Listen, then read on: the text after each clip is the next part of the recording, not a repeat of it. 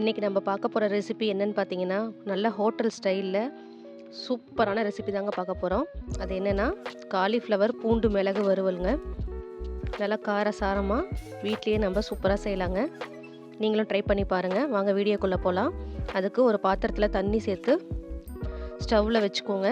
இதில் மஞ்சத்தூள் உப்பு சேர்த்து தண்ணி நல்லா சூடானதும் கட் பண்ணி வச்ச காலிஃப்ளவர் ஆட் பண்ணிக்கலாங்க. ஒரு 5 நிமிஷம் அந்த சூட்டுலேயே இருக்கட்டும்.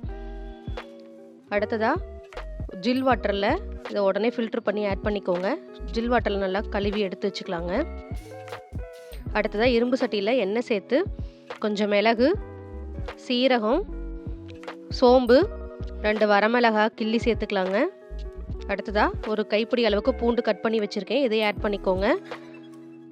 ஒரு மீடியம் சைஸ் வெங்காயத்தை பொடி பொடியாக கட் பண்ணியிருக்கேன், அதையும் ஆட் பண்ணிக்கோங்க. கருவேப்பிலை சேர்த்து நல்லா வதக்கிக்கலாங்க. இதுக்கு ஒரு கைப்பிடி அளவுக்கு நான் சின்ன வெங்காயம் ஆட் பண்ணியிருக்கேங்க. சின்னதாக இருந்தால் முழுசாக சேர்த்துக்கோங்க, பெருசாக இருந்தால் 2 கட் பண்ணி ஆட் பண்ணிக்கோங்க. இது ரொம்ப வதங்கக்கூடாது, நமக்கு சின்ன வெங்காயம் நல்லா முழுசாக தெரியணுங்க. அடுத்ததாக 1.5 டேபிள் ஸ்பூன் அளவுக்கு நான் இஞ்சி பூண்டு ஆட் பண்ணியிருக்கேன். இஞ்சி பூண்டு வாசனை பச்சை வாசனை போனதும் ஒரு மீடியம் சைஸ் தக்காளி கட் பண்ணி வச்சுருக்கேங்க பொடியாக, அதை ஆட் பண்ணிக்கோங்க. அடுத்ததாக நம்ம ஃபில்ட்ரு பண்ணி வச்ச காலிஃப்ளவரை இதை ஆட் பண்ணிக்கலாம். தேவையான அளவு உப்பு சேர்த்து இப்போது நம்ம காரத்துக்கு ஏற்ற மாதிரி மிளகாத்தூளும் மஞ்சள் தூளும் ஆட் பண்ணிக்கலாம். அடுத்ததாக கரம் மசாலா, இந்த 1.5 டேபிள் ஸ்பூன் அளவுக்கு மல்லித்தூள் ஆட் பண்ணியிருக்கேன். இது நல்லா மிக்ஸ் பண்ணிக்கலாங்க. இதில் நம்ம தண்ணியே சேர்த்தக்கூடாதுங்க. அடியில் இருக்கிற எண்ணெயிலையும் நம்ம தட்டு போட்டு மூடி வச்சு நம்ம வேக வச்சோம்னா அதில் வர தண்ணியிலையுமே இது நல்லா வெந்து வந்துடுங்க. அப்பப்போ தட்டு போட்டு மூடி வச்சுக்கோங்க. இப்போது நல்லா மெல்லுசாக நான் கேரட் ஸ்லைஸ் பண்ணி வச்சுருக்கேன், அதையே ஆட் பண்ணி நல்லா மிக்ஸ் பண்ணிக்கிறேன். ஓரளவுக்கு இது நல்லா வதங்கினதும் இந்த ஸ்டேஜில் கட் பண்ணி வச்ச மல்லி இலையை ஆட் பண்ணிக்கலாங்க. நல்லா மிக்ஸ் பண்ணிக்கோங்க.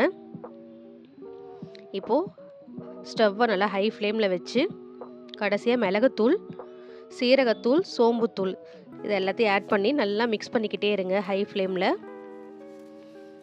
நல்லா மசாலாவோட காலிஃப்ளவரும் கேரட்டும் நல்லா மிக்ஸ் ஆகி வருங்க. அவ்வளோதாங்க, நல்லா காரசாரமான காலிஃப்ளவர் பூண்டு மிளகு வறுவல் ரெடி ஆகிடுச்சு. இது எதுக்கு கூட வேணாலும் நீங்கள் சைட் டிஷ்ஷாக வச்சு சாப்பிட்டுக்கலாங்க. இந்த வீடியோ பிடிச்சிருந்தா மறக்காமல் லைக் பண்ணி சப்ஸ்கிரைப் பண்ணி பெல் பட்டன் ப்ரெஸ் பண்ணிக்கோங்க. தேங்க்யூ.